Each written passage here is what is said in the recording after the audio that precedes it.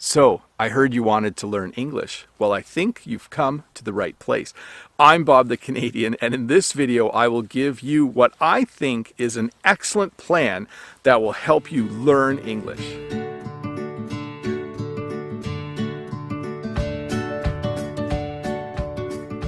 Well, welcome to this video where I'm going to share with you what I think is the best way to learn English in the year 2020. If this is your first time here though, don't forget to click that red subscribe button below and give me a thumbs up if this video is helping you learn English.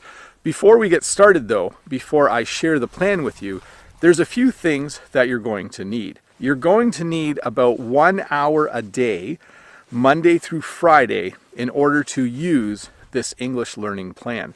If you don't have an hour a day though, you can use 30 minutes. Just make sure that you use the majority of the time for the things that I recommend for that day.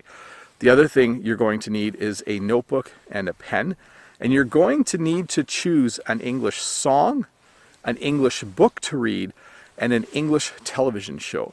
If you have all those things, I think you'll be ready. Oh, you'll also need an internet connection, which I'm pretty sure you have because you're watching this video. When you're learning a language like English, it's important that you spend an equal amount of time reading, writing, listening, speaking, and learning new vocabulary. The way this plan works is I'm going to ask you to do those 5 things each day of the week, Monday through Friday. So on Mondays, the first day of the week, I want you to focus on reading in English. I want you to read the book that you have chosen. And if you're having a little trouble understanding the book, if you can get the book in your own language as well, you can read one chapter in English and then read the next chapter in your own language and flip back and forth. That is a great strategy. On Mondays as well, I want you to read the news in English. So if you have a news app on your phone, or can access the news on a website, please read the news in English on Mondays as well. And the third thing I would like you to do on Mondays is to go to a website called Simple Wikipedia. I'll put a link in the description below. Simple Wikipedia is the English language version of Wikipedia, but in a simpler form. So there's the regular Wikipedia, but there is Simple Wikipedia, which helps people who are learning English to read and understand the articles better. So I'd like you to do those 3 things for about 30 to 40 minutes. While you are doing those things, you should be writing new vocabulary words into your notebook, along with a short definition of them. Once you're done all that, I want you to use the rest of your time to practice your writing, to practice your listening, and to practice your speaking. So reading on Monday takes most of the time, but the other 3 components will take a small amount of time. But I want you to attach them to your reading. So to practice your English speaking, I want you to read part of your book out loud, just to yourself. To practice your writing on Monday, I want you to write out a few passages from the book. And to practice your listening, it would be really cool if you could find the audio version of the book you are reading and listen to it a bit. So that is Monday. On Monday, your focus is reading. Spend 30 to 40 minutes reading, and then the rest of your time, practice the other aspects of learning the language, but in a way that is still related to the book you are reading. On Tuesdays, your focus will be writing. I want you to spend 30 to 40 minutes writing in English. The first thing you should do is write in your notebook. You should write down 5 things that you did the day before so that you can practice writing in the past tense. You should also write down 5 things that you are going to do the next day so that you can practice writing in the future tense. You should also go to YouTube and leave a few comments in English on a few videos. This is a really good way to practice your English as well. Many times if you leave a comment on an English video, someone will respond, sometimes even the creator. So go to YouTube and write a few comments to some of your favorite YouTube creators. It doesn't all have to be me, by the way. You can write comments on other videos as well.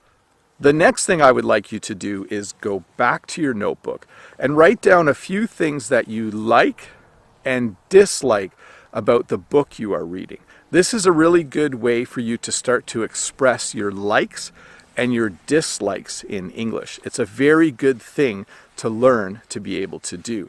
You should also, in your notebook, try to write about 5 to 10 sentences in English that summarize the book you are reading, or summarize what you have just read in the book that you are reading. So do all of that. While you are doing it, I know you are writing, but you might have to look up new words to use. Make sure you put those words in your notebook as well. Hopefully you have a little vocabulary section that you're building where you put a few words in on Monday, and now it's Tuesday, you'll put a few more words in. So Tuesday is writing. You've spent 30 to 40 minutes writing. Now it's time to practice a little bit of reading. So read over the things that you wrote. It's time to practice a little bit of listening. So maybe put some of your comments into Google Translate and click the little speaker button so you can hear what your English sentences sound like out loud. And then certainly read your English sentences out loud in your own voice so that you can practice a little bit of speaking. I forgot to mention this about Mondays, but if you are done the work of the day, on Monday, if you're done your reading, on Tuesday now, if you're done your writing, spend the balance of time doing a little bit of Duolingo, maybe just listening to the song that you chose, because the song you chose should be something that you're just listening to throughout the week. Anyways, that was Tuesday, where your focus was writing. On Wednesdays, I want you to focus on listening. This might end up being your favorite day to study English if you use this plan.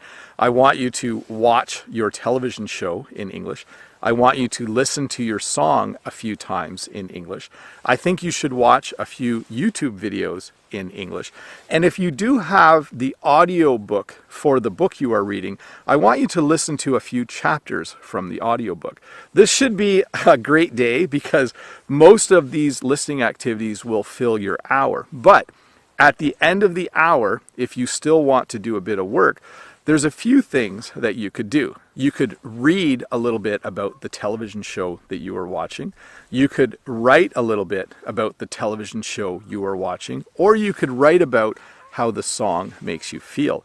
You could say some of the same lines as people in the television show. You could shadow or mimic what the actors are saying. This is a great way to work on your accent. And you could sing along to the song. That's a great thing to do as well. And of course, during all of this, you should still be adding words to your notebook, new vocabulary words that you are learning as you watch your show, listen to your song, and do the other listening activities. On Thursdays, I want you to focus on speaking. So for the 1 hour that you study English on Thursdays, 30 to 40 minutes of that hour, you should be spending speaking English. The best way to practice speaking English is to hire an English tutor who you can meet via FaceTime or Skype. There are websites like Preply, there's a link below in the description, or Cambly or italki, where you can hire a native English speaker to have a conversation with you. If you have the money and you can afford it, this is money well spent. It is a really, really good investment. The fact that you know you will be talking to a native English speaker every Thursday will actually make you work harder on Monday, Tuesday, and Wednesday, and Friday each week in order to get ready for that session. When you do talk to a native English speaker, talk about the television show that you are watching, talk about the book that you are reading. You'll have a lot of things that you can share with them in an English conversation. If you cannot afford to hire someone, you still need to speak English on Thursdays. You can just talk out loud to yourself. You can narrate your life. I did another video where I explained a few of those things. I'll put a link up there. But certainly on Thursdays, do whatever you can to get in 30 minutes of speaking in English. The rest of the time on Thursday, you can do whatever you need to do. Maybe listen to your song again and sing out loud. That's also speaking. Read your book, but read it out loud. That's also speaking. Or watch your TV show and kind of, again, shadow or mimic some of your favorite actors. Anyway, Thursday is the day that you should be speaking English a lot. On Fridays, I want you to focus on vocabulary. On Monday, Tuesday, Wednesday, Thursday, you wrote down new words and their definition in your notebook. Hopefully you were doing that. On Friday, I want you to read over all of the new words. I want you to say them out loud. I want you to use the new words in a sentence. And I want you to just practice them till you have them memorized. If you are familiar with websites like Quizlet, make a Quizlet set using all of your new words and practice it over and over again. If you are more comfortable making flashcards or simply writing the vocabulary out many times, do that instead.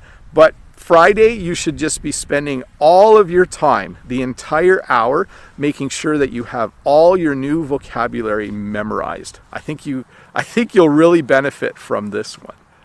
So you just spent Monday through Friday learning English. What do you do on the weekend? Well, there's a few things that you should do on the weekend to make this English learning plan really work.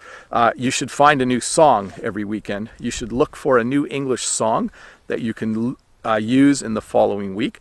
If you are done reading your book, you should go to the library or order a new English book online or borrow one from a friend.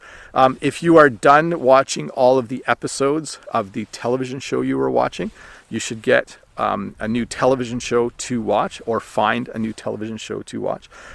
Or you could just take a break. Sometimes taking a break from learning actually refreshes your mind and makes you better able to learn the next week. Anyways, Bob the Canadian here. I hope you like this plan. I'm going to put the plan in the description below so that if you want a copy that you can copy and paste and modify for your own usage, it will be down there. But yes, I'm Bob the Canadian. You're learning English with me. Thank you so much for watching. If you're new here, don't forget to click wherever the red subscribe button is. Click that and give me a thumbs up if this video helped you learn just a little bit more English, or if it at least gave you a plan that you can use going forward to learn as much English as you can. Hope you're having a great day, and I wish you all the best in 2020 as you continue to learn English.